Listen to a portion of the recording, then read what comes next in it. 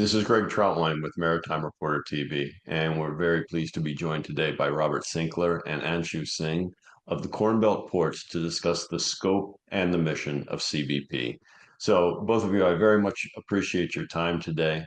I know we just met earlier this month in Houston at the Port of the Future conference, and I must admit that at the time I was unaware of Corn Belt Ports until I saw your presentation on the agenda. So to start us off, either of you, both of you, can you quite simply provide a brief history and an overview of Corn Belt Ports today? Sure. In 2019, we just realized that we didn't have any ports between St. Louis and St. Paul, Minnesota, and St. Louis and Chicago, Illinois. It just kind of dawned on us. We kind of stumbled across that, and so none of the U.S. ports maps, had anything represented in that region. And it's tough being in flyover country anyway. And when you handle 100 million tons of freight, it's not. I mean, it is nationally and globally significant from our perspective, and we just wanted to get on the map, if you will. And just it was incredible. We had over 50 riverfront counties in five states came together and collectively worked really well together, actually, to form 4 port regions. And each one of the port regions are a rural regional partnership port. And two of our ports are top 50 ports in the United States based on tonnage, and the other 2 are top 100 ports. So we're pretty excited. We went from nothing to being nationally and globally ranked, and we're getting a lot of attention. And we helped attract over $2 billion worth of infrastructure investment into the region from a wide variety of sources, new programs, new organizations, or organizations we've never received funding from before that's associated with maritime commerce. So we just thought it was a huge success, and we're just continuing to build upon that. Can you, I guess, provide a bit deeper dive into the numbers and a look at Corn Belt ports? And specifically, I'm looking for metrics that illustrate the number of partnership ports in detail and the type and the quantity of cargo moved, as well as the cumulative economic impact of ports in the CBP area of cover. Yeah, so I'll kind of answer those, I think, in reverse, if you don't mind. But just picking Illinois and Iowa, for example, they support waterborne commerce supports 350,000 jobs, or our ports directly support 350,000 jobs, and provides over $22 billion in personal income, creates nearly $40 billion in gross state product with those 2 states combined, and that all resulted in about $100 billion in total output. So we're just we are a critical part of an essential part of our economy. Governor Pritzker made that comment. I think it's a direct quote where he said, our ports are an essential part of our economy. It's the same way in all the 5 states in the upper Mississippi River Basin. The states recognize that. And about $80 million of freight moved through our ports a year. We want to get that up to about 100 million. Those are the 2 states between Illinois and Iowa. We want to get that up to 100 million, but the whole Corn Belt Ports region is right at about 100 million tons of freight a year. So we're just, we're pretty excited about where we are and the opportunity to continue to expand. We think we can achieve a 5% growth in freight tonnage a year. Over a year for the next 10 years for a lot of different reasons.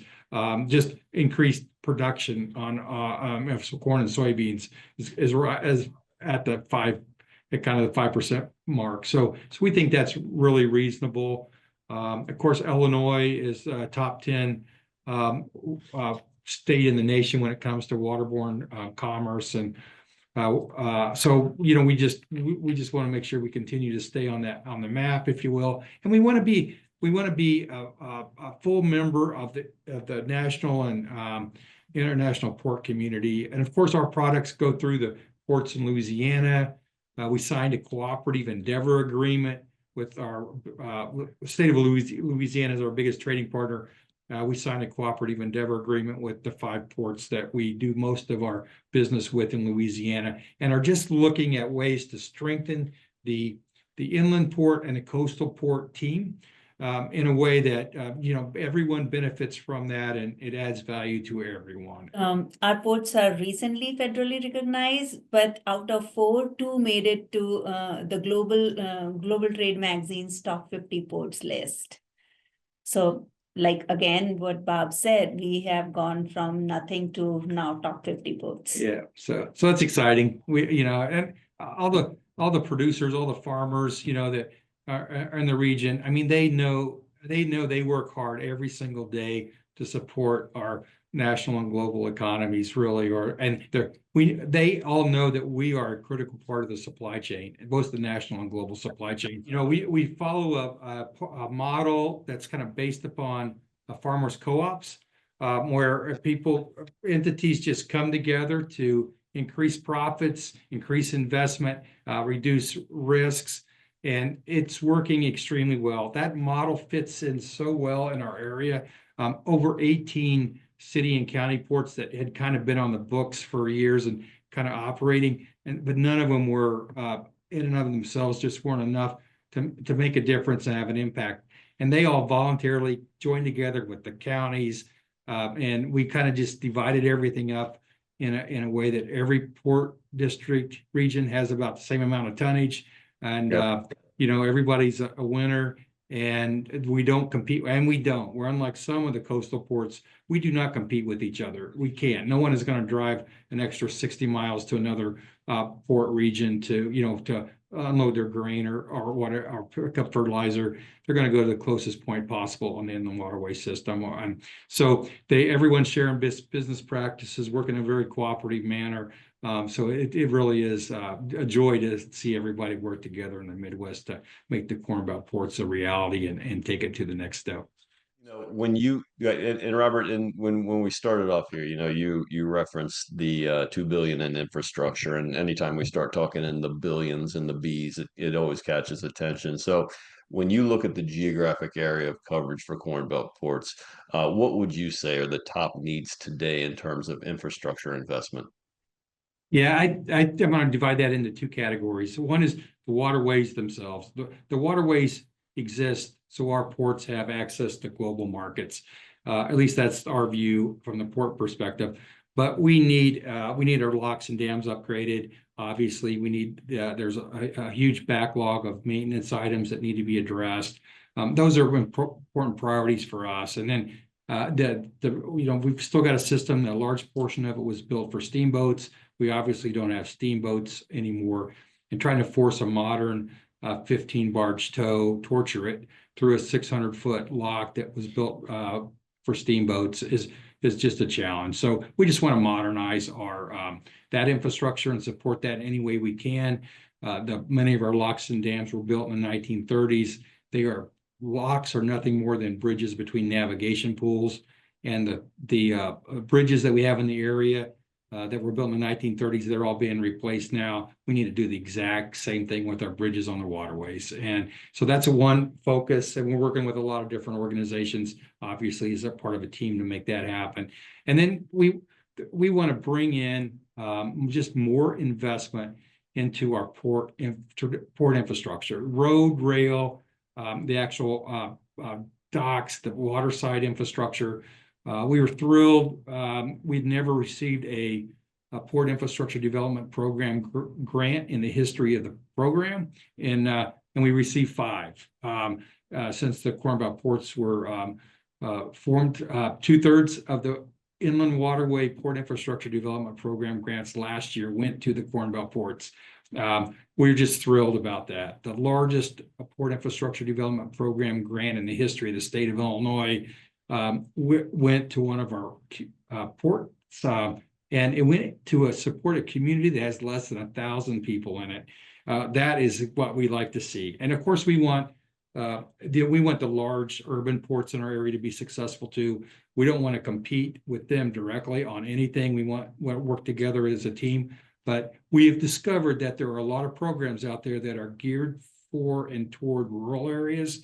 And we really want to be as competitive as possible for those opportunities, those investment opportunities that are fenced for or targeted for rural areas. So we think we will we think we're one of the nation's best now entities in attracting investment into rural areas. And just as an example, we're getting more involved with broadband, for example, in rural areas. So we want our communications infrastructure to be top notch, and as special districts of government, we can use that influence and throw that weight around a little bit to help bring in more investment in our communications infrastructure too. So we just want to be that, we want to be kind of an economic development engine, each one of our port regions, and kind of let's start making improvements in our infrastructure. Is there a project currently ongoing that you see that would demonstrably enhance the flow of vessels and cargo? We're building mooring cells, and I know that seems small in the whole scheme of things, but we haven't built mooring cells on the upper Mississippi River in decades, and just putting mooring cells in critical places just helps move cargo and freight more efficiently through the system, and it reduces environmental impacts and negative environmental impacts and things like that. So we've got 5 under construction now, 2 more in design, and but that is it's not a big investment, but it does have a big impact on moving freight more efficiently through the upper Mississippi River system.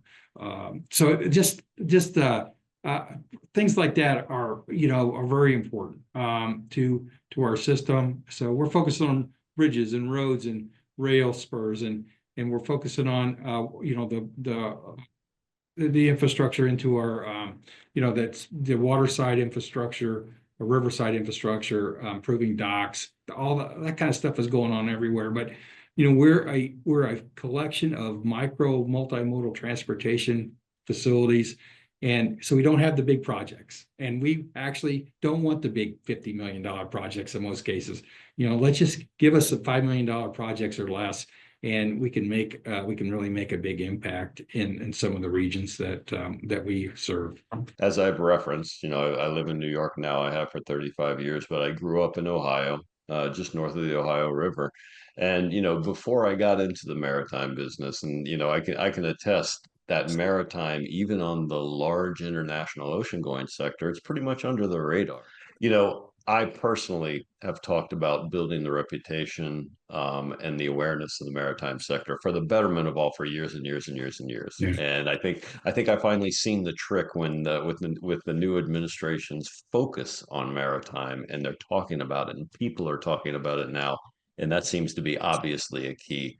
But when you talk about awareness and funding, how are you helping to raise that awareness? What are you doing to raise that awareness and that funding for the Corn Belt ports? Yeah, so I just want to say some good things about the American Association of Port Authorities. They really embraced us early on, and it's kind of unusual for they have a lot of their members are big coastal ports, and they helped us kind of get on the map, and we did feel like we've been voted off the island, if you will, just because we just weren't visible. And but they've embraced us and encouraged us to team with the ports in Louisiana, just to build that coastal and inland port connection. The National Waterways Conference has sponsored some important events that have helped gain some probably it's just helped raise our visibility. And Waterways Council Incorporated is just another organization that's been extremely helpful. So but what's amazing about our communications effort, we just like with this, with you today, people are coming to us and saying, hey, tell your story. And we're not, it's not very hard right now to get access to the media. We have hundreds, literally, if you just Google Corn Belt Ports, hundreds of different media outlets have picked us up. And it just amazes us how much interest there is in the Corn Belt Ports region. And we're grateful for that, because it does translate to more interest, which translates into more direct and indirect investment in our region. So But so we just appreciate all the interest that everyone has. Since the federal recognition of our Corn Belt ports, now we are member to all these organizations like American Association of Port Authority, National Waterway Conference, and WCI Waterways Council Inc. So we always now there is some representation for this region. So Corn Belt ports, we are representing Corn Belt ports at all these national platforms. So we love being a player, in that regard, just to help in any way we can to raise the profile of really the value of waterborne commerce to the nation, and how important it is to the global supply chain.